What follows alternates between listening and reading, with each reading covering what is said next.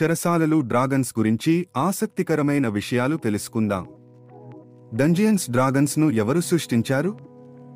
Gary గైగాక్స్ మరియు Dave ఆర్నెసన్ 1974లో విడుదల చేశారు. డి యొక్క మూలం ఫాంటసీ గేమ్ కాదు, ఇది మధ్యయుగ యుద్ధ క్రీడల నుండి ఉద్భవించింది. డి నేడు మిలియన్ల మంది ఆటగాళ్లను ఆకర్షిస్తోంది. ఇది అత్యధికంగా అమ్ముడైన టేబుల్ టాప్ గేమ్. డిలో అనేక ఎడిషన్లు ఎందుకు?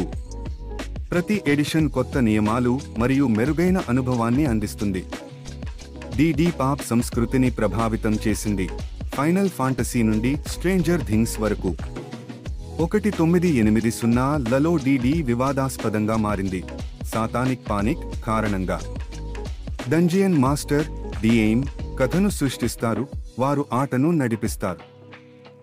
డిలో ఐకానిక్ రాక్షసులు, చూచేవాడు, జిలాటినస్ క్యూబ్, డ్రాగన్లు. డి కేవలం పోరాటం కాదు, ఇది సహకార కథ చెప్పే గేమ్.